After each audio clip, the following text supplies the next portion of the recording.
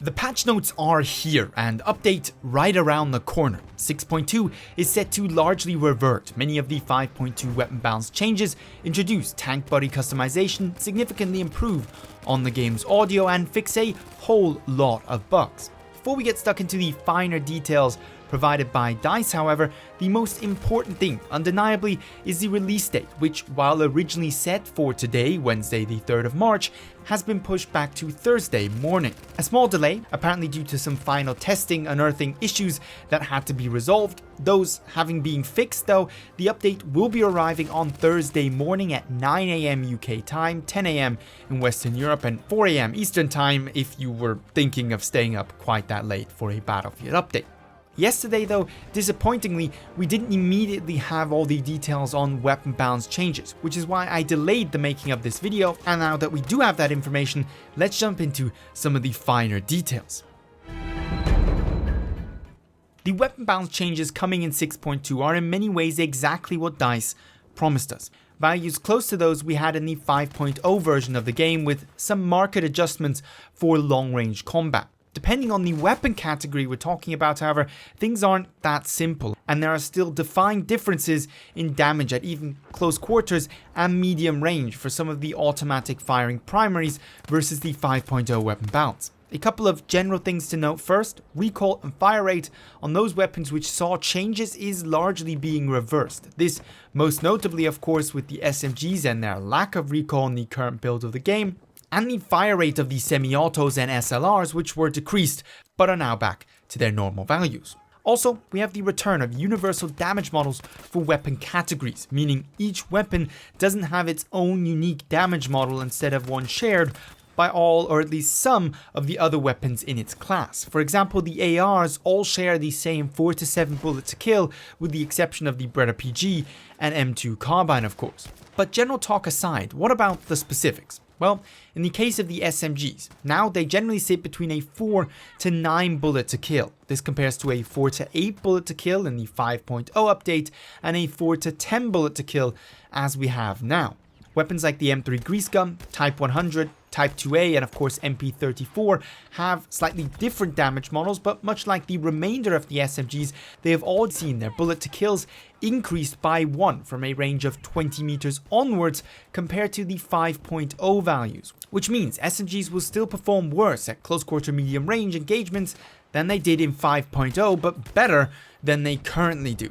The SMG's general performance is thus a 4 bullet to kill from 0 to 10 meters, a 5 bullet to kill between 10 and 20 meters, a 6 bullet to kill between 20 and 30 meters, a 7 bullet to kill between 30 and 50 meters, an 8 bullet to kill between 50 and 75 meters, and a 9 bullet to kill from 75 meters onward. As previously mentioned, a number of weapons have different damage models, but they follow this same general trend. With the ARs, we see a similar pattern, now a 4 to 7 bullet to kill instead of the 4 to 6 bullet to kill we had in the 5.0 update, and the per weapon basis damage model we have now, where weapons such as the M1907 can have bullet to kills as high as 10 at their maximum.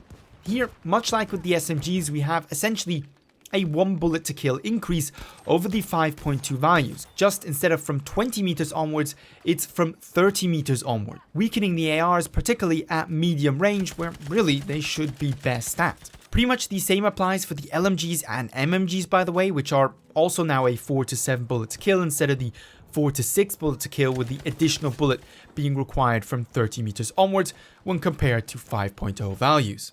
Again, therefore, we have improvements over the current damage model, but nothing that can be really described as close to the original value, sadly. When it comes to most of the weapons, a number of people have relatively correctly pointed out that a number of these weapons will perform closer to what we see now in the game with the 5.22 gameplay balance than they did back in the days of 5.0. An AR, LMG, or MMG will thus now require 4 bullets to kill between 0 and 10 meters, 5 bullets to kill between 10 and 30 meters, 6 bullets to kill between 30 and 50 meters, and 7 bullets to kill from that point onwards. There is, however, also some positive news, and that comes in form of the semi-autos and pistol carbines. As they have always had numerous damage models for the different weapons, I'll focus here on the damage models for the Gewehr 43 and the M1 Grand, which are shared by a number of the most popular semi-autos and are indicative of wider trends for the weapon class. The Gewehr 43 then, Carabine 1938, Selbstlader 1906, and actually even M1 Grand if equipped with the higher damage specialization, will require 3 bullets to kill between 0 and 100 meters. From 100 meters onwards, it'll be a 4-shot kill. The M1 Grand in its usual form and the MAS 44 and Turner SMLE will sit at a 3 bullet to kill between 0 and 50 meters, a 4 bullet to kill between 50 and 100 meters, and a 5 bullet to kill from 100 meters onwards. In essence, there's an additional bullet to kill required for all of these semi-autos, not just those I've just listed, from 100 meters onwards. But otherwise the values are identical to those we had before the weapon balance update fiasco, and the fire rates of course have also returned to what they are. Similarly, the 2 pistol carbines have seen a simple 1 bullet to kill increase beyond 100 meters to their damage models compared to the 5.0 gameplay balance, all of which, also of course in the case of the semi-autos, is a massive improvement over the current versions of the weapons we have in the 6.0 or 5.22 weapon balance meta.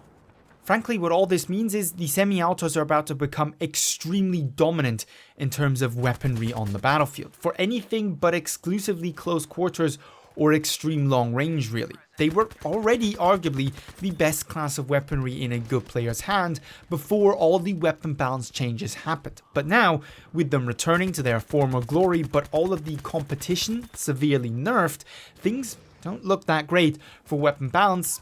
At least in my personal opinion, having looked at the stats for quite some time. But wrapping up the different weapon categories then, SLRs have seen no changes, but their fire rates have been increased to what they originally were, and the bolt actions are of course receiving their muzzle velocity increases, originally intended to go out to all, not just some of the bolt actions in the 6.0 update. On a weapon-specific note, worth mentioning, the Type 2A has seen substantial recoil increases and of course at a 1 bullet to kill damage disadvantage compared to the likes of the Swarmy or ZK3A3, much like for example the Type 100, and should thus hopefully be balanced correctly in the upcoming update. To summarize in the clearest way possible, SMGs, ARs, LMGs, MMGs, semi-autos and pistol carbines have seen damage increases over the current weapon balance. They will perform better than they currently do. However, they are still not as powerful as they were compared to the 5.0 update, and this applies specifically to the SMGs, ARs, LMGs and MMGs, not really that much to the semi-autos and pistol carbines. SMGs will require 1 additional bullet to kill from 20 meters onwards compared to that 5.0 weapon balance. ARs, LMGs and MMGs will also require 1 additional bullet, however from 30 meters onwards, and semi-autos and pistol carbines will require that same additional bullet but from a relatively unimportant 100 meters onwards. Now, depending on how you feel about the weapon balance changes, you may be upset or relieved to hear what exactly is coming. Either way, there are some more interesting and also important changes that are still worth mentioning. In terms of gadgets specifically then, the bazooka is getting a slight nerf, especially as regards poor angle hits, whereas the Panzerfaust has seen an improvement to its performance, especially when it hits an unfavorable angle. It's not all bad for the bazooka though, as it will now be able to correctly one-shot planes out of the sky. In terms of the lunge mine, there's been countless bug fixes that should result in no more instances of reduced or no damage and make it useful against stationary weapons as well. AT mines have also seen a small increase to their damage, how much remains specifically unclear, and lastly, AT grenades can now correctly be thrown back at the one who sent them your way.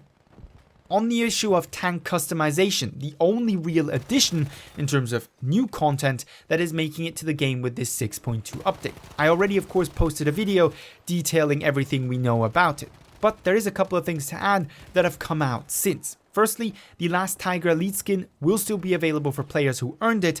Instead of being just 1 equipable customization, it will now simply be split into 3 parts instead.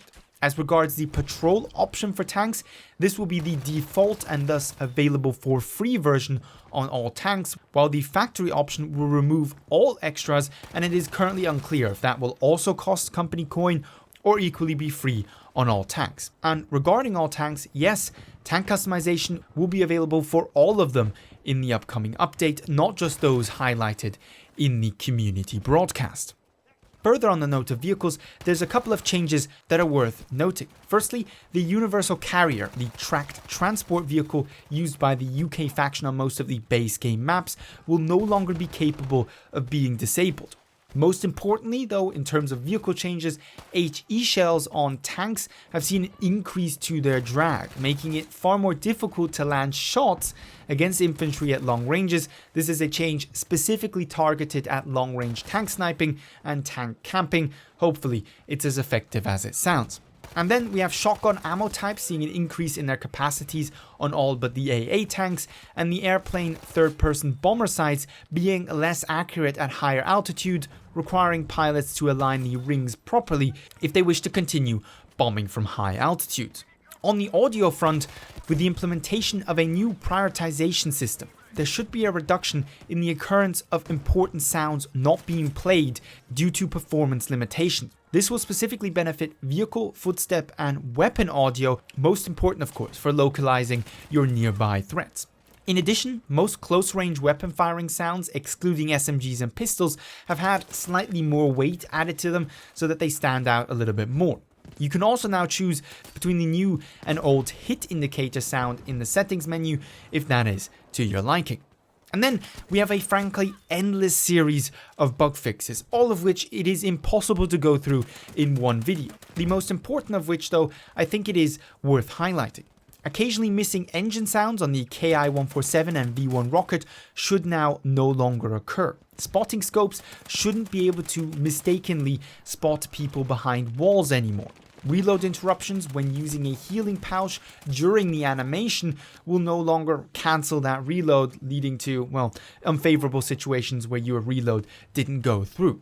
Various problems surrounding soldiers getting stuck in the bleed out state, fixed.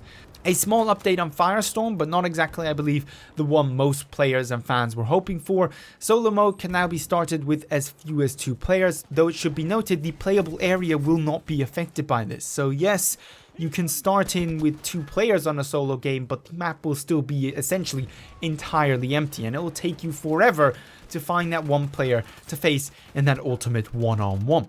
Then we also have a potential fix for players matchmaking into servers outside of their intended regions, the return of the claim all button for the armory, and a fix for the Zevslada 1906 progression, meaning you can now correctly accrue XP and progress in that weapon's rank.